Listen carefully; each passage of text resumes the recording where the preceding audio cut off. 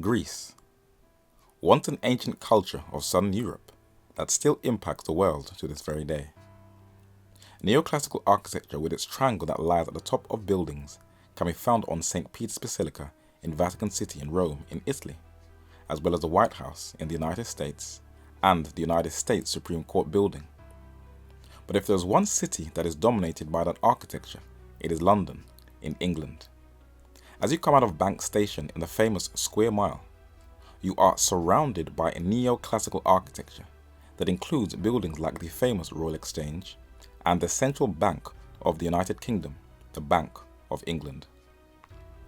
As you travel throughout London, Her Majesty's Treasury, both front and back, is modelled after Greek neoclassical architecture.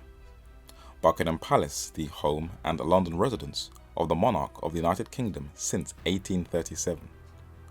The Royal Mews, the Household Cavalry Mounted Regiment, the Royal Society, the Royal Opera House, St. George's Hospital, Harrods Shopping Centre, Ripley's Believe It or Not Museum, the Natural History Museum, the National Portrait Gallery, and on the opposite side of the road, St. Martin's in the Fields Church.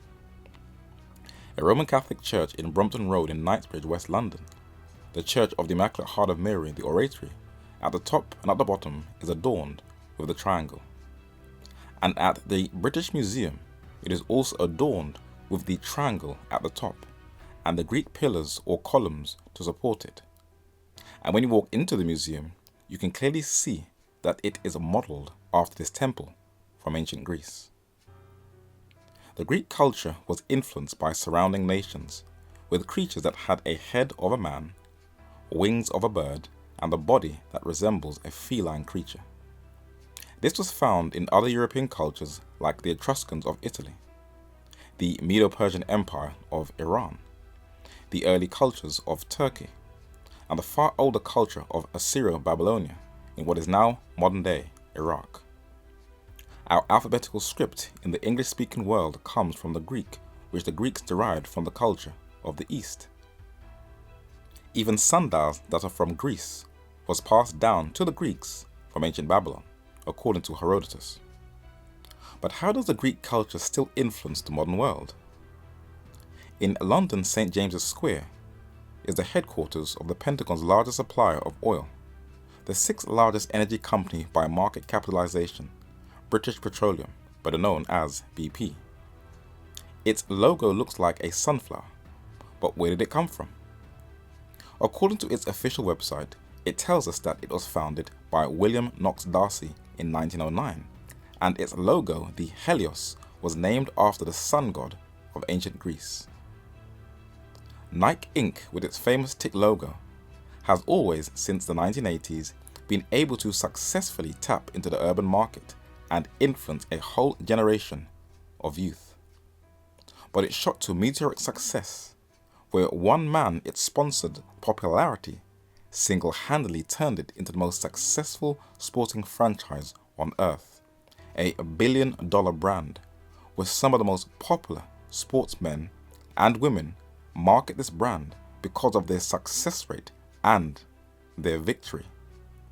And in ancient Greece, soldiers would sacrifice to Nike, the god of victory, before they entered into a battle. And this is the deity the sporting franchise is named after. Like the ancient Egyptians, they had hundreds of deities, and one of them, called Bacchus, is still honored to this very day.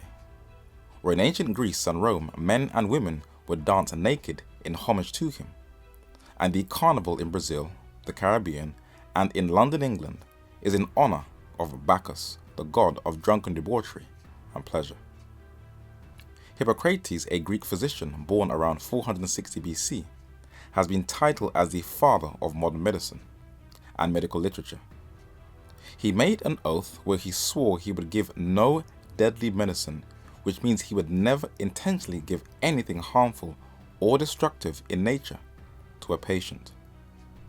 Though the modern medical and pharmaceutical industry has of recent a bad reputation, the Hippocratic Oath is still followed by most medical schools to protect patients from being used as guinea pigs. The Greek culture were far better in race relations than the modern world, appreciating different skin tones and the different shapes in face structure, nose and lip sizes, and the variety of colors in an eye. But the Greek culture and the rise of its empire was prophesied in detail in the Bible as dominating the world stage by uprooting the Medo-Persian Empire in Iran by the most criticized book in the whole Bible, the book of Daniel. In Daniel chapter 11 and verse 2, it prophesied that, "And now I will shew thee or show thee the truth. Behold, there shall stand up yet 3 kings in Persia, and the 4th shall be far richer than they all, and by his strength, through his riches, he shall stir up all against the realm of Grecia," or Greece. King Leonidas was a king of the city-state of Sparta in ancient Greece from about 490 BC until his death at the famous Battle of Thermopylae, the Second Persian War, in 480 BC. He was lionized, and his death was seen as a heroic sacrifice. For Herodotus, the 5th century BC Greek historian, recorded how when Leonidas realized that the Medo-Persians had outmaneuvered him, he gathered 300 of his fellow Spartans to fight with him to the death, that introduced the Greeks into the prophetic picture.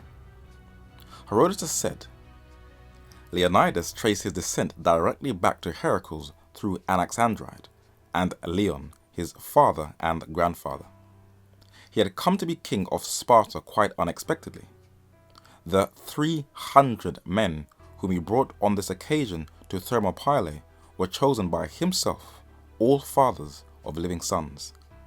Leonidas and his 300 were sent by Sparta in advance of the main army in order that the sight of them might encourage the other confederates to fight and prevent them from going over to the enemy, as they were quite capable of doing if they knew that Sparta was hanging back. The Persian army was now close to the pass, and the Greeks, suddenly doubting their power to resist, held a conference to consider the advisability of retreat. The film 300 was a 21st century hero worship of King Leonidas of Sparta. When it was released, the Shia Muslim state of Iran saw it as a provocation for war, where the film depicted Persians as deformed and ugly. But it was an adaptation of the 1988 comic series by Frank Miller that was depicting the battle between the 300 Spartans of Leonidas versus the Persian king Xerxes and his army of more than 300,000 soldiers that was recorded by Herodotus. But in the British Museum, another Greek, Pericles by name, was also laying the foundation of Greece entering onto the prophetic map. He is largely responsible for the full development in the later 5th century BC of both the Athenian democracy and the Athenian Empire. But upstairs in the British Museum are the coins of the 4th century BC king Philip II of Macedon, who made his country predominant in Greece.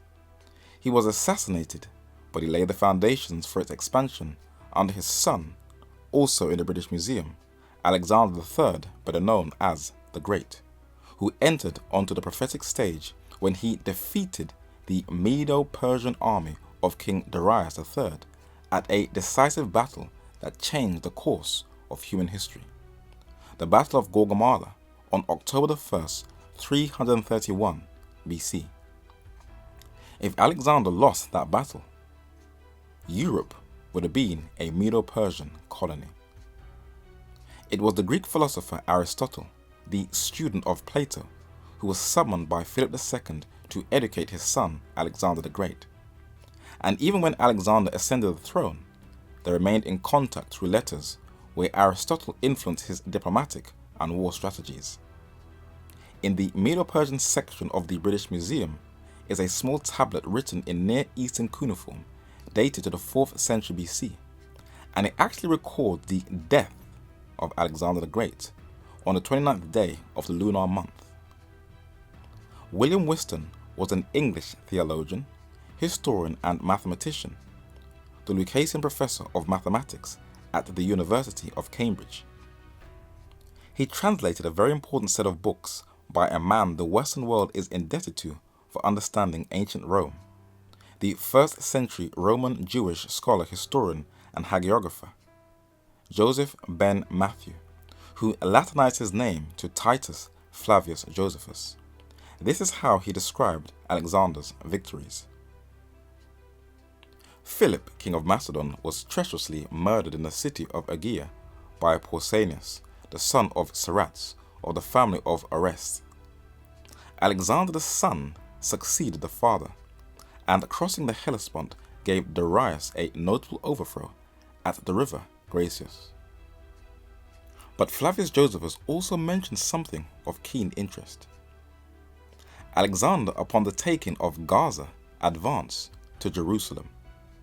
The high priest who showed the king the book of the prophet Daniel, and in it the prediction of a certain Greek in time to come that should make himself master of the Persian Empire, which Alexander interpreted of himself.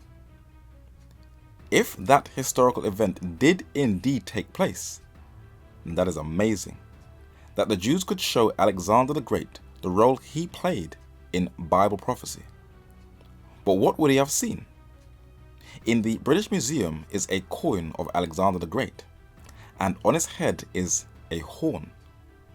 It may look insignificant to your average visitor to the museum, but in Daniel chapter 8 and verse 21, it prophetically records that "and the rough goat is the king of Grecia," original Hebrew would be Yavan, "and the great horn that is between his eyes is the first king," who was Alexander the Great, prophesied 2 centuries before he came onto the world scene.